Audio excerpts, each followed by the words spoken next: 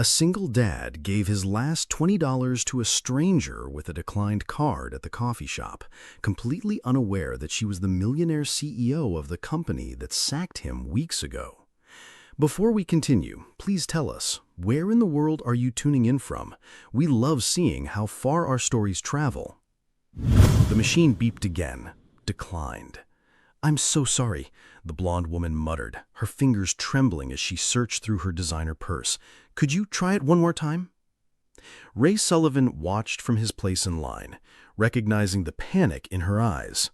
The same panic he'd felt yesterday when his own card had been declined at the grocery store. He glanced down at the worn $20 bill in his hand. His last $20. 3 days of food for him and Bluey. The cashier sighed impatiently. "Ma'am, there are people waiting." Without thinking, Ray stepped forward. "Please, allow me." The woman turned, and their eyes met.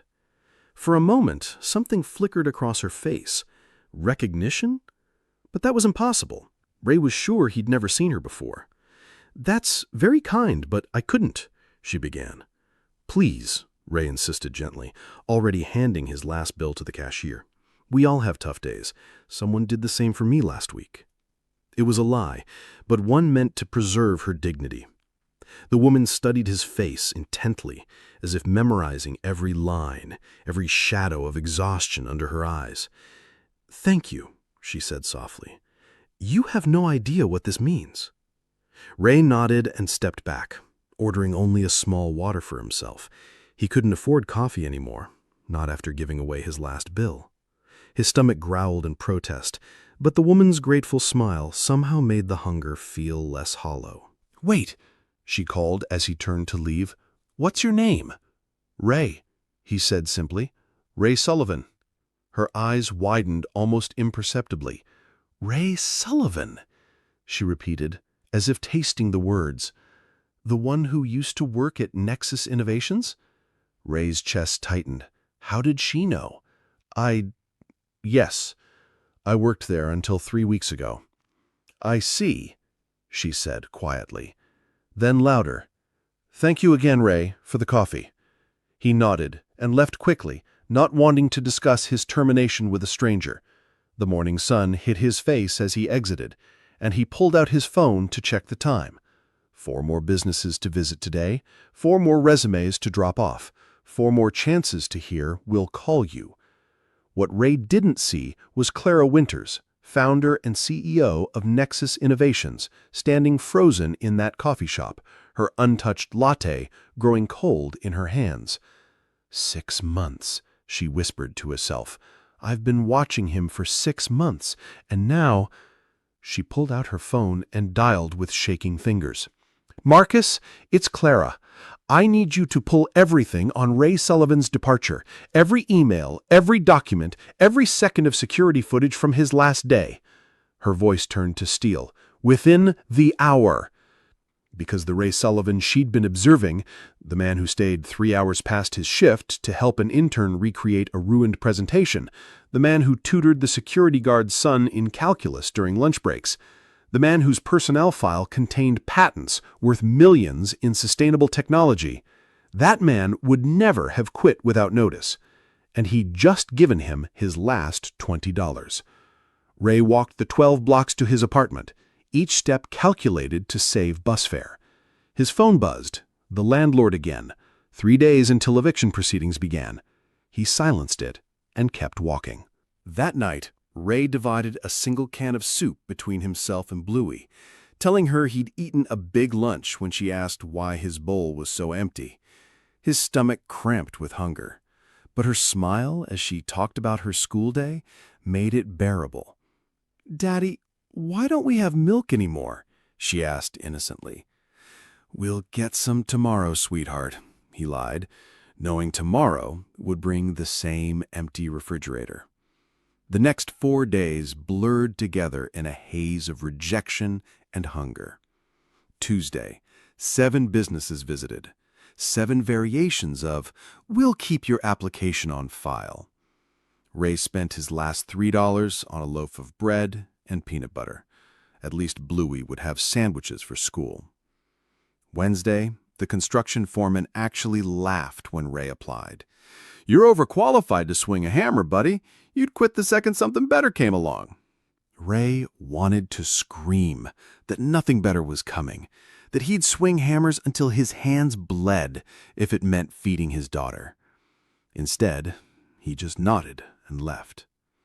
Thursday, Ray found himself standing outside Nexus Innovations, staring up at the gleaming tower where he'd mopped floors for 18 months. His stomach hadn't stopped growling for 2 days. He'd given Bluey the last of the peanut butter that morning, pretending he'd eaten before she woke up. Inside that building, Clara Winters was in her 5th emergency meeting about Ray Sullivan. "This is beyond unacceptable," she said, voice deadly calm, as she reviewed the investigation findings. "Not only did Dennis frame an innocent man, he chose someone he thought was disposable, a janitor with a child to feed. Ma'am, we've prepared the legal documents for Mr. Sullivan's reinstatement." "Reinstatement?" Clara's eyes flashed. "You think offering him his mop back fixes this? Pull his full personnel file, the real one, not the sanitized version Dennis submitted." When she saw Ray's patents, his degrees, his former career, Clara went very, very quiet. The room held its breath. "She designed a water purification system that could save millions of lives," she whispered, "and we had him cleaning toilets." Friday morning, Ray sat Bluey down before school. "Sweetheart, I need you to eat extra at school lunch today, okay?" "Why, Daddy?" "Just make sure you eat everything. Promise?" She nodded, but her 7-year-old eyes were too knowing. After she left, Ray did something he'd never done before. He went to the food bank. The shame burned in his throat as he stood in line, but hunger won over pride. "Ray Sullivan?" He turned to find Marcus Webb, the HR director from Nexus, standing behind him in an expensive suit, looking deeply uncomfortable. "Mr. Webb?" Ray's face burned with humiliation. This isn't... "Mr. Sullivan, I'm not here by coincidence. Miss Winters has had me looking for you for 2 days. You haven't answered your phone." Ray pulled out his phone. Dead. The electricity had been shut off yesterday. He couldn't charge it. "She knows what Dennis did," Marcus said urgently. "She knows everything. She's been investigating non-stop since Monday. Please, she wants to make this right." "Monday?" Ray's mind spun. The coffee shop? That was her? "She's barely slept all week, Mr. Sullivan. When she found out what happened to you and then realized you'd given her your last $20, Marcus shook his head. "I've never seen her like this. Please, let me drive you to the office." Ray looked down at his empty hands. He hadn't even made it to the front of the food bank line. His stomach twisted with hunger, but something else stirred too. Hope. "I need to look presentable." "You look fine. She wants to see you now, today. She said, and I quote, 'Find Ray Sullivan if you have to search every street in this city. That man gave me his last dollar while I let him be destroyed under my own roof.'" The ride to Nexus felt surreal. Ray had cleaned these hallways for 18 months, knew every scuff on the marble floors, every fingerprint on the glass doors. But he'd never arrived in a car like this, never been escorted past security with urgent whispers of Ms. Winters' special guest. The elevator rose past the floors he knew, past the janitor's closet on 3, past the cubicles on 7 where he'd often found employees crying in the early morning hours and offered them tissues in silence. It kept going up to the executive floor he'd only cleaned twice, always under supervision. Clara Winters stood with her back to him, facing the floor-to-ceiling windows that overlooked the city. The same blonde hair from the coffee shop, but now pulled into a precise bun, the same